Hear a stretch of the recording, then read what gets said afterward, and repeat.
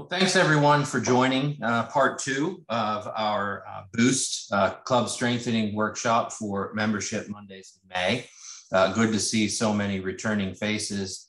As always, we are recording this for future use, and we will be sharing the Boost book with you. In fact, I am going to go ahead and put the Boost book in the chat. A couple disclaimers about that Boost book. It is actually going to be updated in the near future based on feedback from our events here this May, and also with some technological updates as well. So that don't go ahead and print it, I guess, is the key there, because it's going to change. But the main gist of everything is in the book. It's updated with the theme for this year and everything like that. So I'm glad everyone could join us. As we had indicated, today is part two, which we're going to talk a little bit about preparing and planning and inviting as part of the Boost. Our part one, if you didn't get a chance to see it or need to reference it, it is on our Pennsylvania Kiwanis YouTube page. And I believe the link was sent out, but if it wasn't, we'll make sure to do that to all attendees. And then please mark your calendars to join us as well for the 15th, which is part three, which is implementing the Boost and doing our follow-ups in the community, as well as part four, which we added this year, which is going to be our electronic and virtual tools and resources section of the Boost. And that's kind of an appendix, if you will, for everything that we talk about. And we have some really exciting things to share at that one. And then we'll wrap up Membership May with those four. So again, part two, we're going to learn about preparing and building relationships and inviting people. The first one that we'll talk about is our community and roster analysis, a review of club operations, and member education. And a lot of this material is going to be familiar to you. I would imagine if you've sat in on any of the membership committee presentations before. However, putting it all together in one package is something that it tends to work. So thinking back to what we did last Monday, we were preparing our club. We were thinking about putting everything in nice and shiny package, and now we're going to look inward a little bit more. Kiwanis.org does have a pretty considerable amount of information on the items that we're going to talk about today. The one thing that we decided to do when we did the Boost book and the Boost itself was to pull everything into one location. The benefit that we have to us is that Kiwanis already has created so many of these things, and we certainly don't have to reinvent the wheel with it, but we do want to make sure that we put it in one convenient location for everyone and use it in a way in which they were designed to be used. And, these all are available to every club member. The links and the tools walk you through step by step. Everything we're going to talk about tonight has a step-by-step guide available with it. And we have direct links in the Boost book as well. Some of the items have been developed for the Pennsylvania Kiwanis specifically, and we will try to point that out where we can. The one is specifically related to the club membership, club member survey. I'm sorry. So the first thing we'll talk about is the club analysis. And what this does is it reviews all of the existing things that your club is doing, whether it be from recruitment to retention, to how your club is perceived in the community. At that point, if there's any negative aspects or improvements that the club uncovers, the time is now to evaluate that, resolve them before the new members are invited into the club. And so remember, we're working up to this event where we're boosting. So the boost itself is a wide array of things, but we're working up to a time where we can invite members into our club at a specific event. And in order to do that, we can evaluate that. So a lot of times, what we can start with here is the member survey. And this is the crux of the boost, in my opinion, because this is where we take those members who we already have them bought in at this particular time. They're ready to go, but we need to figure out from our existing members, is what we're doing working for them? Some of those things, the meeting date, time, and location, that's critical. A lot of members have varying schedules, and schedules are even busier as the days go on. Some of the traditions are being evaluated, and those are, even as simple as the pledge, the gavel, the gong, pledge, or any songs that the clubs might sing. Those traditions, while they all have their place, sometimes for a new member in particular, they may be off-putting. So I'm not advocating one way or another for some of these traditions, but it's important that you evaluate what those traditions mean to your club and how new members could potentially perceive that. As well as then your relevant service projects. How are your service projects being received by the community? Are we doing them just because we've done them for 50 years, or are we doing them because they are making a difference in the community? Same with our fundraising. Are we doing them because they're netting us the funds that we need to do our programming throughout the year, or are we doing them just because we've always done them for the last 50 years or so? The other thing that would be important here for the club to do through some of these exercises is to define what service means. Is it the big service projects that get hundreds and hundreds of kids at, or are they just giving money to a local organization in need? It is, some people might think that it's providing hands-on volunteer hours to other organizations. Others that are ones that we provide the opportunities for community members to come and volunteer. None of those are wrong answers, by the way. The idea is, though, here, we want to make sure that our club knows specifically what service means to them. And through these member surveys, we can, the benefit, the most immediate benefit is to improve the member experience. The member needs to have value and wants to keep coming back. And we just think about it from our own perspective.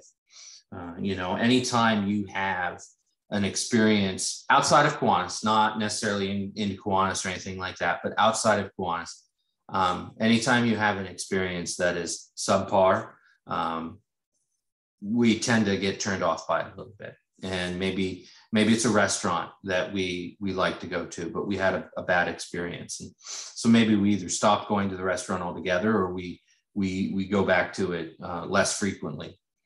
And the best way to get critical information back from our existing members is to make this be anonymous. And in order to do that, we also recommend that the survey be administered by a third party. So a lieutenant governor, a trustee, a member of the membership committee, another member of the district leadership, if you will.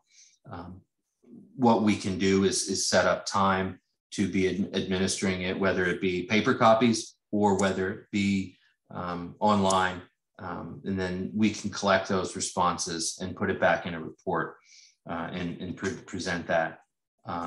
Anyone have any experience on here with doing a member survey that they would like to share, whether it went well or whether it went not so well?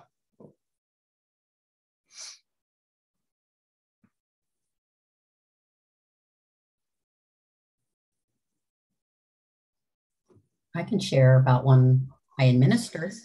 Sure, that's fine. Conrad was involved. Don't pick on me, Sarah. I'll say it in French, Conrad. So no, that'll be good. No. Well, what happened with some of these member surveys, it's great to get, feedback from the member, but sometimes you want to get that administered by someone outside of the club. So they can give honest feedback, So for Conrad's club, Lock Haven, I was asked to administer a membership survey. So all the results would come to me instead of Conrad, because Conrad's in that club. So it's hard to coach your own club.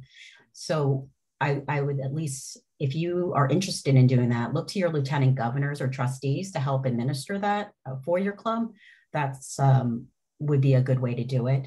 But after we got the surveys back, I summarized the results and did submit it and present it to the Lock Haven board, which I thought was received pretty favorably.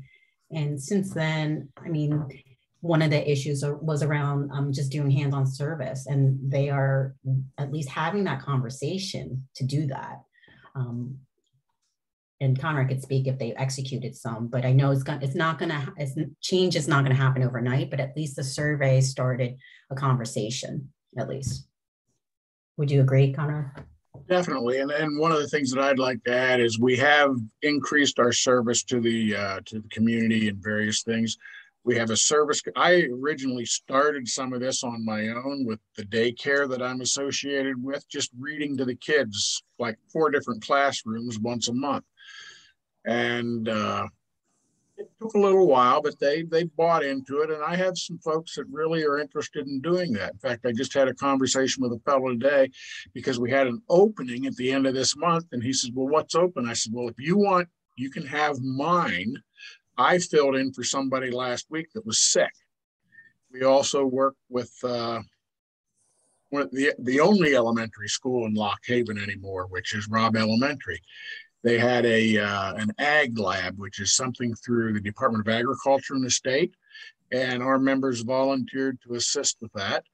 And we've also, although we didn't get a lot of buy-in on this next one, but helping to as lunchroom monitors.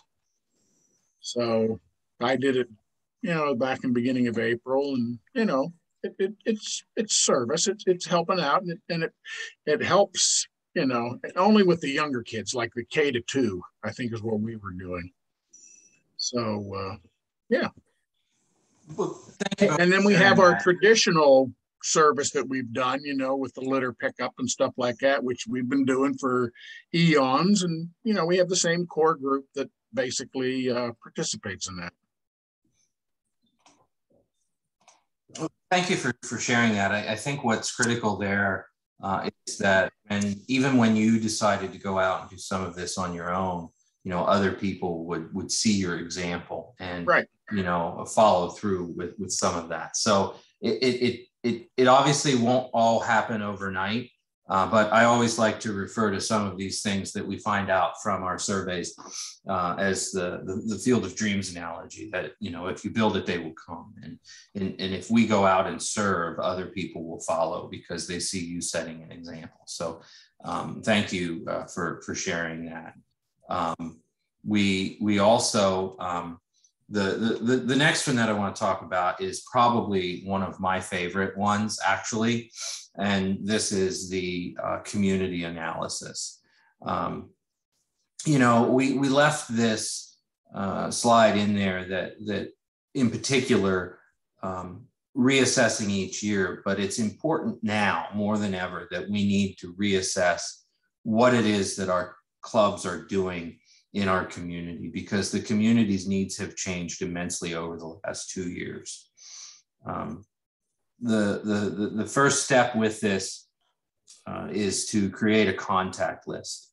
And again, the Achieving Club Excellence tool called Analyzing Your Community is one of the easiest ways to do this. And that's following through these step-by-step guides.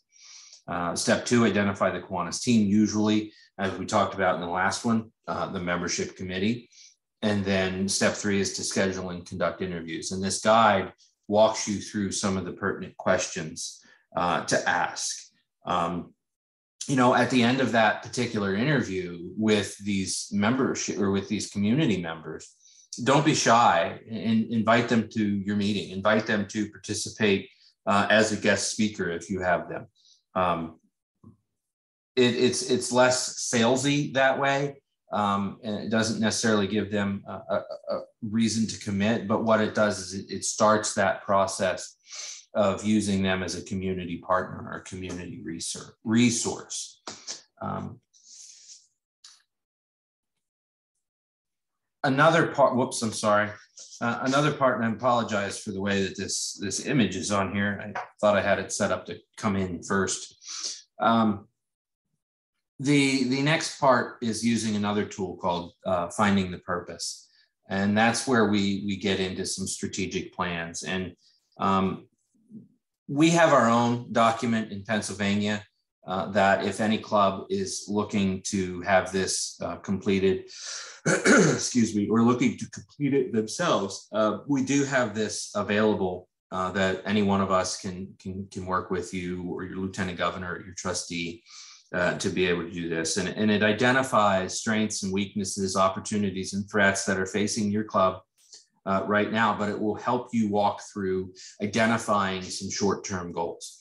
And, those short-term goals will help you to define and achieve your purpose, why your club exists and what it does.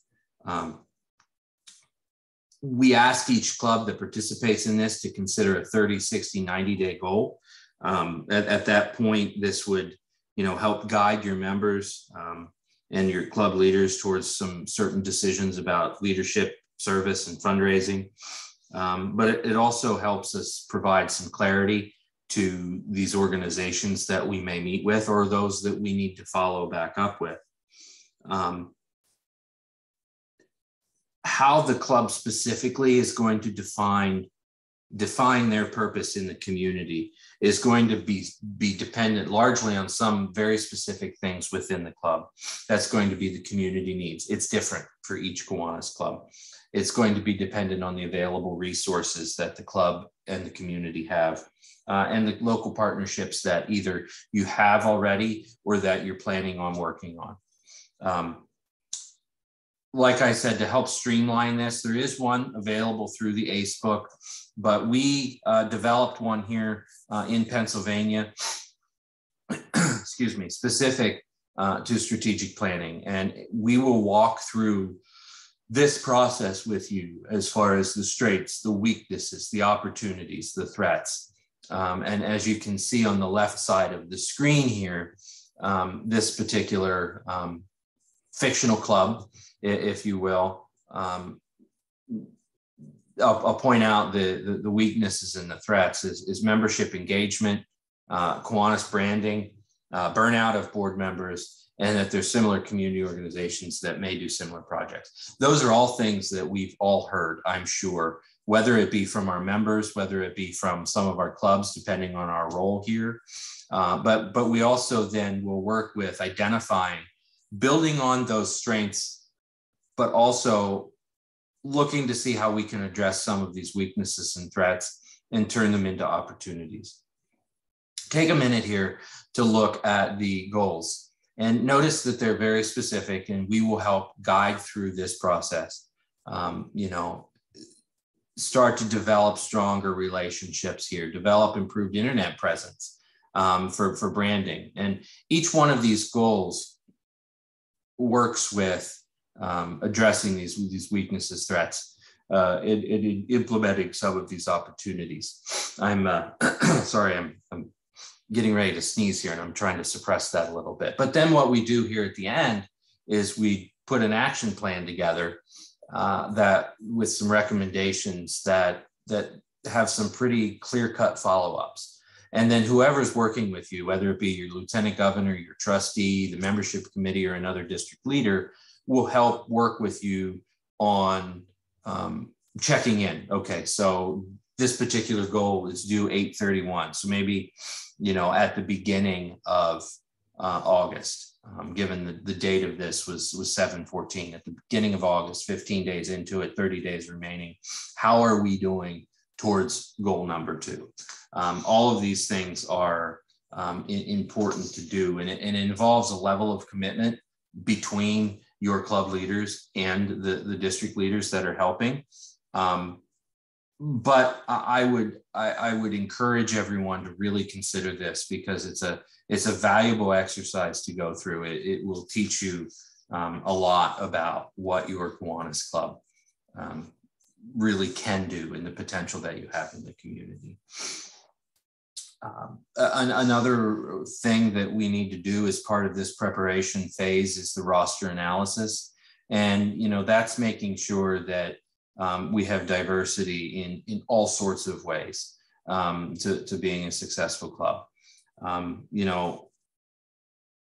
It's one way that you're able to highlight different occupations in the community, but it also is to make sure that our club reflects the communities that we live in and we serve. Different perspectives bring new ideas, new interests, and actually new energy. It's positive when we look through this and we can assure ourselves that by addressing this and taking a look at it in particular, we're able to sustain our organization into the future. And, a lot of clubs have been around for a while, and traditionally the Kiwanians have held positions like teachers and principals, community leaders, real estate agents, insurance agents, funeral directors is a big one, lawyers. But when we open new clubs, we'll go to some of those folks too. Those are people that traditionally will join Kiwanis. But there's also an important part of networking there too. But it's important that we look at some non-traditional places as well, and utilizing our own personal networks. Each of us, while we have Kiwanis in common, we all have our own personal networks. There's a lot of different ways in which we can do that. The roster analysis will help walk you through that process. As a side note here, when we're looking at roster analysis and looking at who we have in our Kiwanis Club and who we're going to try to approach or target to bring in, last week someone brought up the 2 for 2 book that was mailed to all Kiwanis clubs. While not specifically part of the boost, because there's a time frame assigned to the boost, there's a beginning and an end. The 2 for 2 book does have some really great exercises to look at some of the various needs that you might have, whether it be industry-based, profession-based, or some of the needs that you have within the club. Maybe you need to find somebody that is a little more techie in nature to help get you into the Zoom world, or into a new website, or creating a new brochure, if you will. So those are some great resources there. So that's just kind of a side note there. We also added a section that we did not use in the past about recruiting in rural areas. Many of our Kiwanis clubs, as you know, are in significantly rural areas, and there's challenges there all around, not just facing Kiwanis clubs, but facing these communities. You won't see this necessarily in the book itself, but we want to take a minute to talk about that, because some of these challenges, geography, just the simple area in which a Kiwanis club covers can be humongous. Lack of businesses. Sometimes, we're looking at a significantly less business-oriented community and more residential. And then those residents likely travel outside of the community to work. Lower population in many of these communities as well, so a smaller pool. The school district is likely very large and might serve multiple communities, and some of those other communities might have a Kiwanis club. So a lot of the usual processes here need to have a little bit of creativity. One of the ways in which we can do that is to use these resources as a guide, but that's exactly what they are. They are just a guide. They are not a prescription, if you will. They are not a requirement, but some of the things that we would recommend with rural areas. Again, they're very similar, but find out what the community needs. And maybe we're not going to go visit with the businesses in this particular case. Maybe we will go meet with the town church leader, the police or the sheriff's office, a community library director. If there is a school in the community, even better, we could meet with the principal or a guidance counselor and local parents. But we could also then make it be, use this opportunity as a way to reach out and get your club known in the community by saying that Kiwanis is going to host an event to, serve X, Y, and Z, and we'd like your feedback and see what people may come to you for. There's also potential to turn yourself or utilize your club into an area club, if you will. These are ones that are not just tied to a specific school district or a specific town, but it might encompass multiple smaller communities that are geographically closer. And some of these are regionally cultural, and others are just tied together because of transportation or highways. But it is a way to take a look at increasing the population or the pool, if you will, for the club. Another opportunity to think about is a single service club, and an example there is that it's called a Kiwanis Literacy Club. So that particular club, if that's their single focus, focuses solely on reading projects, things that promote literacy and early childhood development that serve children in that community. The club is designed and tailored specifically to meet these needs of rural communities.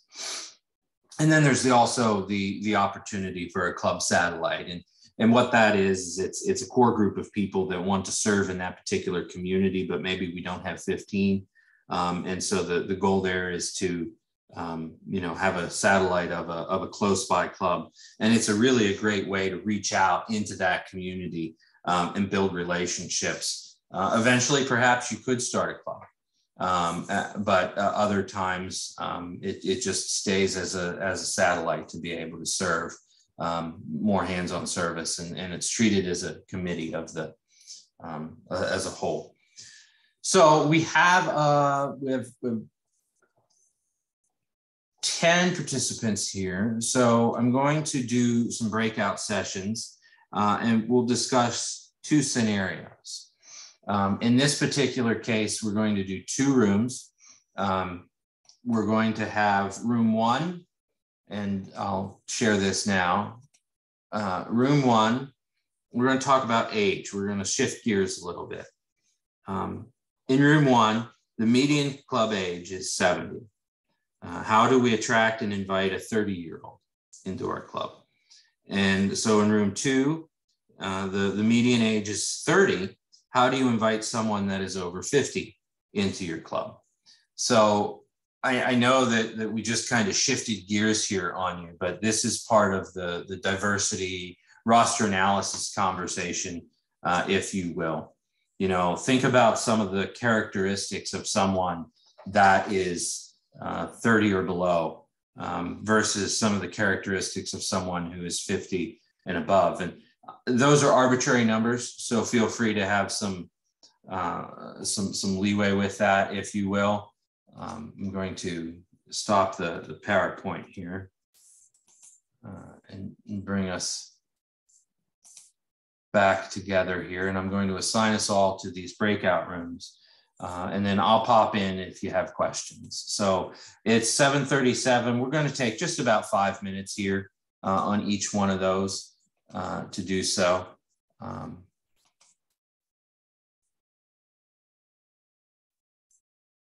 second here.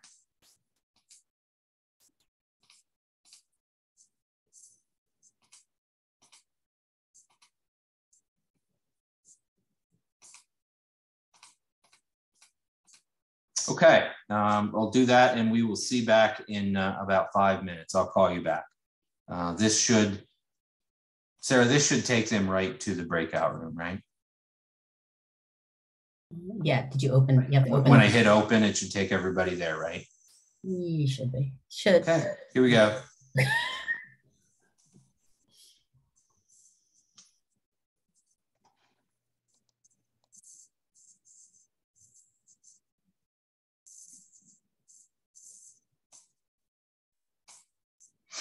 The scenarios for each one.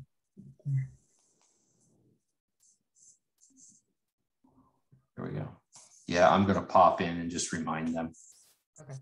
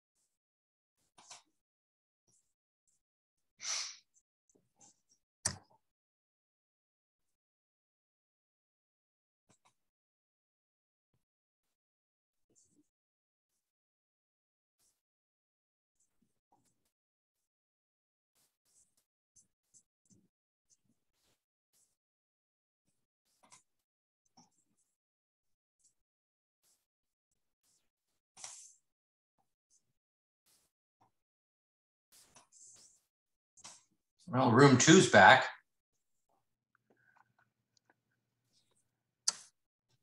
Room 1 must be having good conversation. We know what to do. We're So I have a funny to share, just because I know most of you guys, and you know me, and you know I'm, been in Kiwanis a long time. So I was on a CNH membership call with some people, and they look at me and they think I'm really, really young. Obviously, I'm not. I've been around for a long time. And so the person on the call points me out, oh, our younger member. And I'm like, I didn't want to out myself at admitting how old I was. So I thought it was sort of funny. So sometimes you just can't tell if a person's like older or not, or how long they've been around.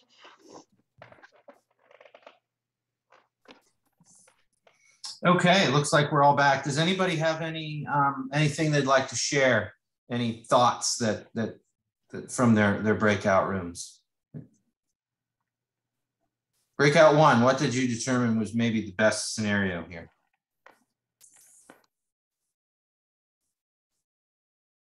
I can dive in.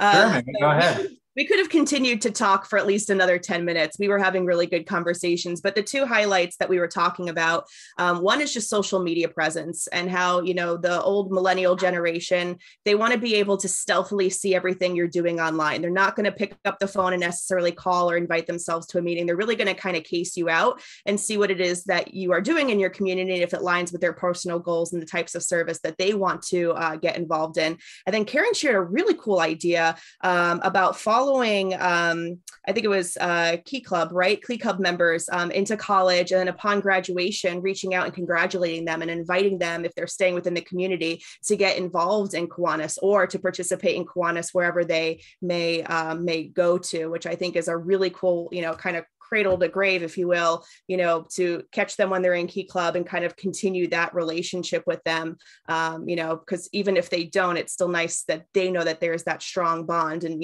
perhaps not right now, but maybe in like a year or two, they may want to, get involved at that time when they might have more time. So I thought that was a really cool idea that we discussed, aside from just the social media presence. Thank you.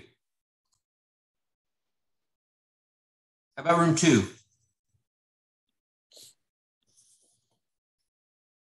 Go for it, Tiffany. Oh, thanks.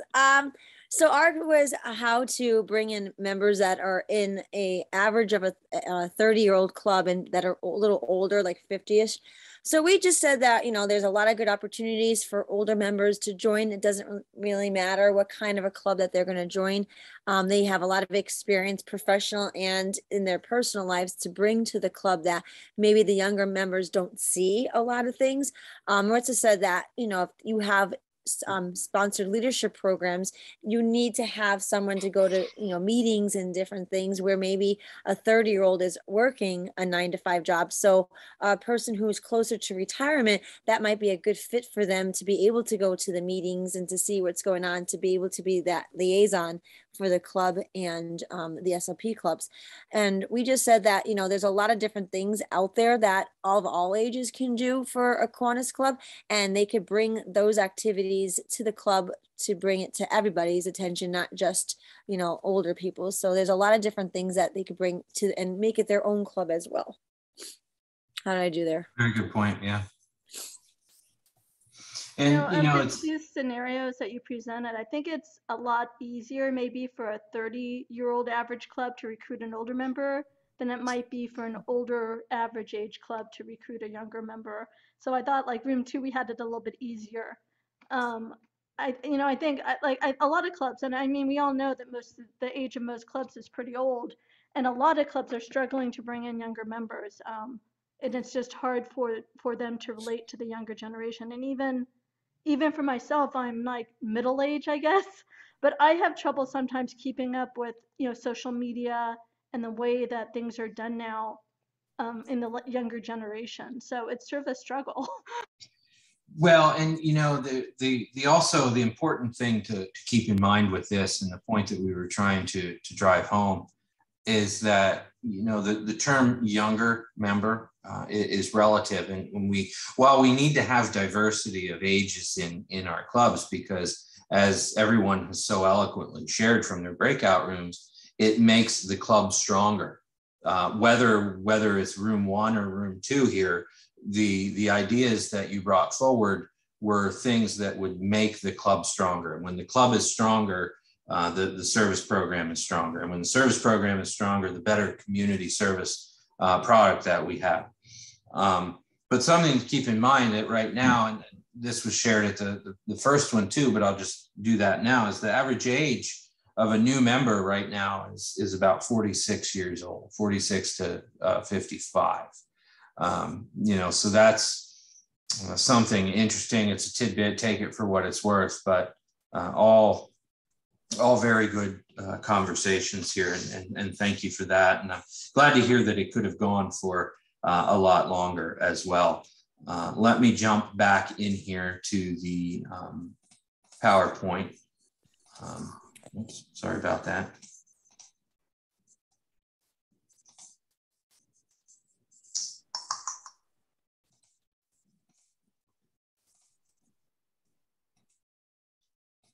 Okay, so the one thing that, when we're looking at doing, and I started right back at the beginning, so bear with me here because that didn't work how I wanted it to. I went from having 2 screens to 1, and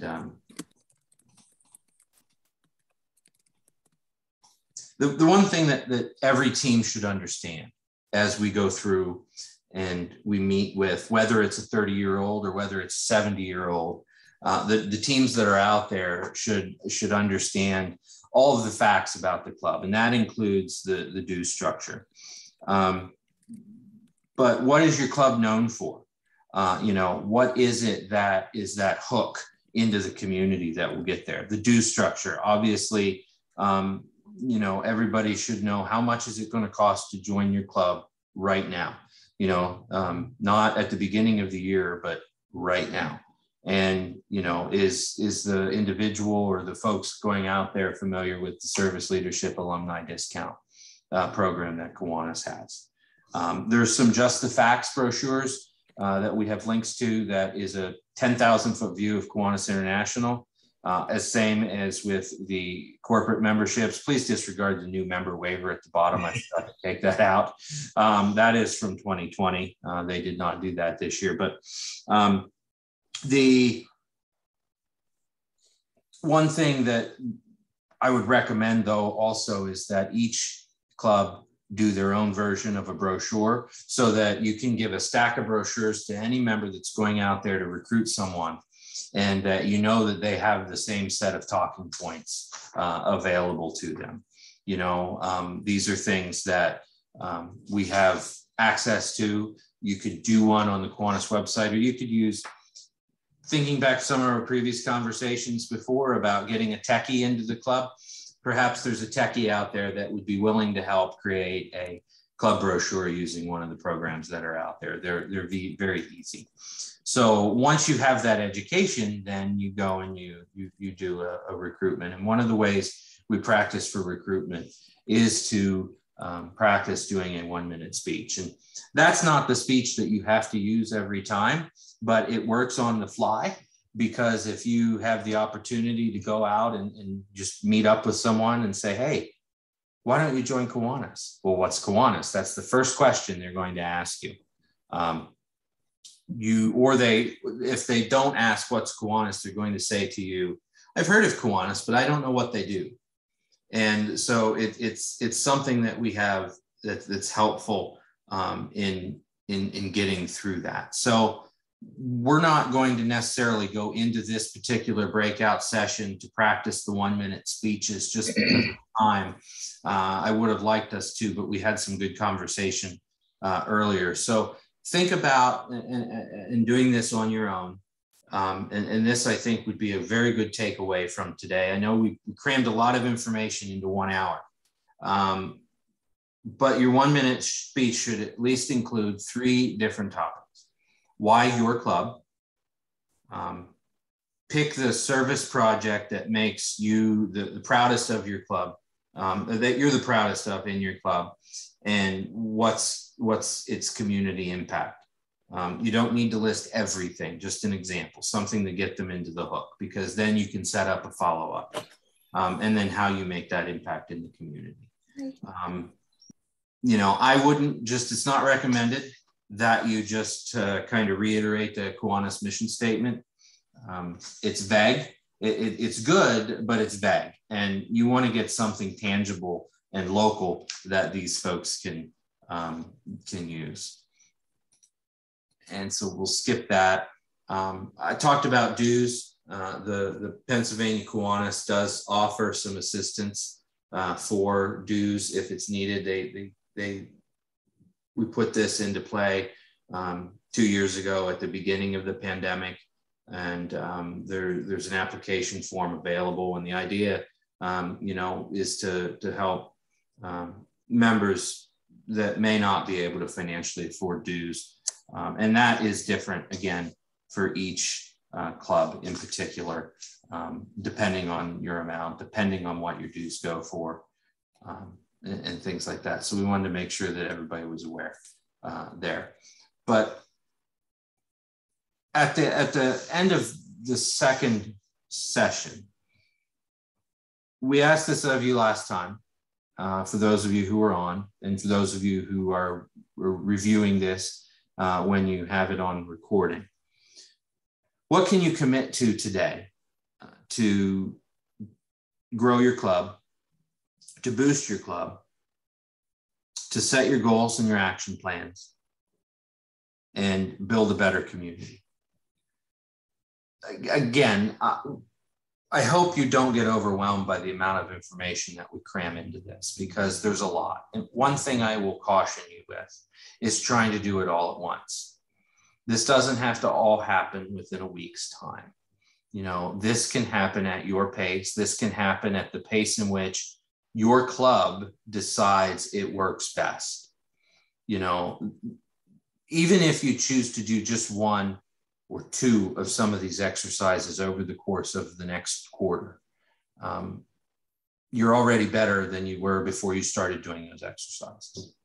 So keep that in mind. You know, we go through it pretty quickly, but we're here to help you. This is basically our commercial to the boost. And then once your club decides to make that commitment and do the boost, we've got a whole plethora of district leaders here ready to help guide you along the way.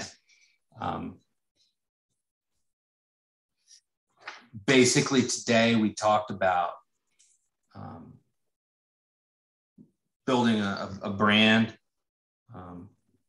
looking internally, making our club the best that it can be before we go out and start asking people to join it. You know, and that's the idea here. You know, it's kind of like, I don't know why, but a lot of people do this. I do it too. Before we trade in a car, we run it through the car wash and we vacuum it out and we clean it. And I don't know why, because everybody at the car dealer is probably going to do the same thing a minute after you get it there. But in this particular case, what we want to do is before we go out and sell it, we want to make it all nice and shiny. And what we're doing is we're perfecting our club, we're perfecting our members, we're working together to increase our Kiwanis reach in our community. And that's pretty much it. All these information will be available. Any questions specifically, we can put in the chat. We have a couple more minutes before we have to end. Here's the contact information for the main membership team.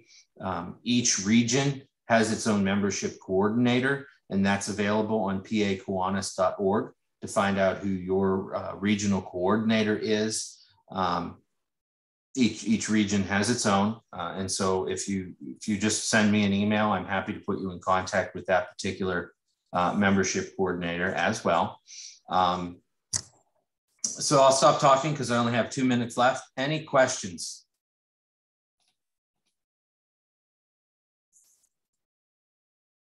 Barb has a good point. If you're doing a club brochure, make sure it's branded properly. Thank you. The Kiwanis International website does have a great brand guide that can help you through that. In fact, even if you're using a printer to come out with that, they have the opportunity to use that brand guide. You know, it's perfect. And thanks, Mary, for putting that in there. It's easy. You know, you can find the fonts. It gives you alternative fonts. It's just anything that you need there. So again, any questions? I know this was kind of, this is part 2, so we have to keep our things in silos here. This originally program that was designed to do a full 3-hour program in person. So questions, thoughts, things I went over a little too fast, maybe? Okay, so shameless plug. If you're registered for today, hopefully you're registered for next week, which is the 16th. And hopefully we have you there, but we're going to be talking about the implementation of the Boost, what the Boost event is, what it is we're going to be working up towards, and then getting everybody, getting people involved and actually bringing some folks into the club. So again, each one of these is great on its own. The Boost is designed to do it systematically across a period of time. That period of time is up to you. If you have any questions, please just let us know, and we hope to see you next week. Have a good week, everyone. Great. Thank you so much. Yeah. Appreciate it. Bye. Thank you for being here. Thank you.